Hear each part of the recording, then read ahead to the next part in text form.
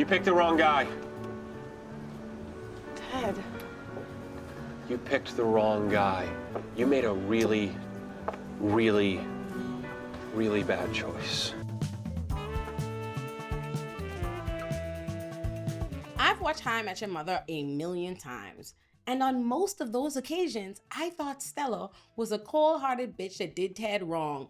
But one day, I finally saw the light. Because Barney is the blatant predator of the show, that has allowed Ted's predator creep conduct to fly under the radar, but Ted does not understand nor respect or boundaries of any kind. He is constantly trying to force, cajole, lie, trick, and manipulate women into relationship dynamics they've already told him they don't want to be a part of, by wrapping it up in a bunch of romantic mumbo-jumbo about how he's looking for the one, only to usually pull the rug right out from under those women because Ted Mosby is both a romantic terrorist and a creep, which is something he's shown us countless times on the show. What is a romantic terrorist, you ask? Someone who expresses serious, intense feelings for a person, makes grand promises and romantic declarations, love bombs, only to turn around and behave totally inconsistently or take it all back because they have the romantic shelf life of avocado. We see Ted's unwillingness to take no for an answer from the very first episode, where he continuously tries to force his love and a relationship on Robin, a woman he's just met, even after she's expressed she's not looking for something serious and thus does not want to be involved with him. After he says I love you to her on the first date, and yet he quite literally returns to her home repeatedly throughout the night, even after she's already sent him packing. We see it when he hunts down Victoria to pursue a relationship with her, even after she told him she only wanted them to have the one night together. And we see the romantic terrorist he is when he later convinces Victoria to be in a long-distance relationship with him because what they have is so special, only to immediately spin around and cheat on her 2 seconds after she left. The serious problem with Ted's refusal to respect boundaries women set, or the decisions they try to make, often goes over our heads in the audience because it's being shown to us from Ted's POV, where the women all appear to be okay with it. But think about the time he was a professor at NYU and he was trying to date one of the students. And even after the student tells him she can't date him because there's a policy forbidding students and teachers from dating for obvious reasons, Ted refuses to follow the policy and shows up to this girl's house insisting they date anyway. But I'm getting carried away. Why Ted's a creep is a video for another day. This is about Stella. Ted shows us his uncanny ability to cross boundaries and impose his wants onto women he doesn't truly care very much about under the veil of being a true romantic a million times. And his relationship with Stella Zinman is the perfect example of this. And it's the one time it backfired, and we don't appreciate Stella enough for this. Allow me to walk you through Ted's relationship with Stella from Stella's perspective. Stella and Ted meet when he comes into her office to have her remove the butterfly tramp stamp he drunkenly got one night trying to f some gal who was played by Mandy Moore. We've got a real winner over here, so that's how it starts. Stella invited him to a group outing to see a movie, and Ted mistakenly believed it was a date. Stella quickly and explicitly told him, no, it is not a date. She cannot date her patients. It's a rule. But what Ted decides he hears is that she can't date him while he's her patient, so she will date him after he's had his 10th and final session in 10 weeks. So Stella then explicitly corrects him and tells him, no, I will not date you then either. The answer will still be no in 10 weeks. But Ted does not give a about what women want or what boundaries they set. The woman done told him explicitly, I do not want to date you. My answer is no, and it will be no in 10 weeks. And what he hears is, all I have to do is spend the next 10 weeks trying to get her to like me and go out with me. And every week, Ted asked her out and she told him no. Then on the 10th and final session, he asks her out, and like she promised, she tells him no. And this has the audacity to look shocked that this woman is doing what she has repeatedly told him she's going to do. Tell him no. So Stella tells him no, but this time she offers her reasoning. She says to him, I have a daughter and she's my world, and I don't have any capacity to date right now because between her daughter and work, she literally only has a 2-minute break every day. Sound reasoning, which you would hope a man in his late 20s who knows he spends his nights drinking in the bar with his friends and playing wingman to his predator bestie while they try to trick drunk yals into them might hear that and say, you know what? That actually is a level of adulting I am not ready for. This very busy doctor and her child, not Ted though. But what's important here is not what Ted believes he is or isn't ready for. It's not about whether Ted is willing to date this busy doctor who has a child. It's not about Ted and what he wants at all. Stella did not say that she was saying no because she thinks Ted wouldn't want to deal with her schedule and child. She said she is not able to fit a relationship into her life right now. But what does Ted hear? He hears, try harder. So he ambushes her on her literal 2-minute break and tells her that when she told him no the last of the 10 times she's told him no, she forgot to use the word no explicitly because she's decided to give him the reason it's a no this time, which somehow to him means it's really a yes. So he then takes her on this little 2-minute date he planned that was unexpected and romantic, I will give him that. And that's how Ted muscles Stella into a date and a relationship she explicitly and repeatedly told him she did not want nor have capacity for. Then, despite Ted voluntarily spending 10 weeks plotting and scheming to muscle Stella into going out with him, it is not even 10 weeks into dating her when Ted starts harassing this woman to sleep with him. He continuously begs her until Stella eventually admits to him that she's scared to have sex with him because the last time she had sex was with her child's father and it was 5 years ago. What does Ted go and do with that intimate piece of information his girlfriend barely brought herself to share with him? Oh, he tells it to his entire friend group so they can, oh my God, gasp, and drink and kiki as they talk about her like a weirdo that's gatekeeping the pussy from Ted. But Stella doesn't know that's how Ted gives it up. She just thought she had a really vulnerable and intimate moment with Ted where she was able to confide in him and trust him. So she decides, yeah, okay, I'm ready to have sex with him, only to walk into his apartment that he shares with his college bestie and his wife, who she don't know from a hole in the wall, by the way. And they immediately start trying to make little inside comments and jokes about her not having sex for 5 years. And Ted's initial response isn't even one that takes full accountability. He's literally like, these are my friends. I tell them everything, Stella.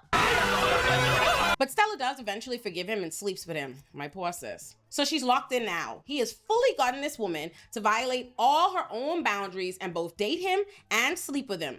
And now that she is locked in, and now that she's fully sold on the idea of her and Ted that he sold her on, what does Ted do?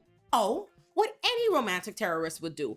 He promptly breaks up with her the moment she invites him to go to an event 6 months down the line. The same man swearing up and down he's looking for the one and all he wants to do is get married and settle down and have kids tomorrow. The same man who just spent months trying to sell Stella on that dream immediately ends the relationship at the first inkling she might actually buy what he's selling for real. It is only when this mother Ted gets hit by a car that he decides, oh, never mind, oopsie, life is short, let me marry Stella. So he proposes on a whim, and in a lapse of judgment, caught up in what Ted be selling, Stella says yes. Then, once they're engaged, Ted starts complaining to Stella that he is not spending enough time with his friends at the bar because he's going to New Jersey to spend time with her and her child. Huh? And instead of Stella pointing out to Ted that he lives and has lived with 50% of his friend group for the last 10 years and sees them every day, and the other 2 members of his friend group are his ex-girlfriend and a predator he calls a wingman, and thus he should shut the up and grow the up, Stella actually does try to make an effort with Ted's friends, the same friends he's so close with he feels compelled to share secrets with them, mind you. And she invites them to come over to her place in New Jersey. And it's at this event where Ted somehow only just realizes that when he and Stella, a doctor with a child in a home she owns, gets married, she and her child would not be selling their home to move into a tiny Manhattan apartment he shares with 2 other people. Hell no, man. Ted is really out of his mind, and the fact that that was a thing for even so much as a moment is more proof of how unready Ted be for the kind of relationships and commitment he be swearing he wants from these women. But they get past this because Ted comes around and says he'll move to New Jersey. And despite the many red flags showing Stella that Ted is not mature enough for her, nor are they necessarily equally yoked, they don't break up and they make it all the way to their wedding day. It's their wedding day when Stella realizes that Ted invited Robin to the wedding, and she rightfully objects to this because why the fuck are you inviting your serious ex-girlfriend you were madly in love with and now maintain a suspicious friendship with to your wedding? Stella tells him, she insists, she declares she does not want Robin or any exes at the wedding. And this motherfucker Ted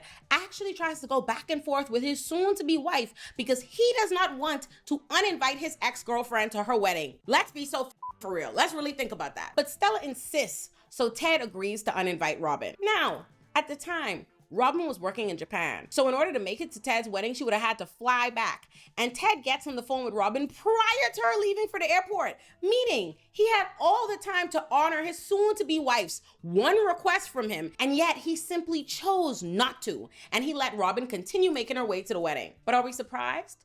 When has Ted shown us that he gives a flying fuck about what Stella says she wants? Instead, his plan is to wait for a crisis to arise so that he can solve it for Stella in hopes that it'll make her forgive him having his ex-girlfriend at the wedding because he just needs her there so badly.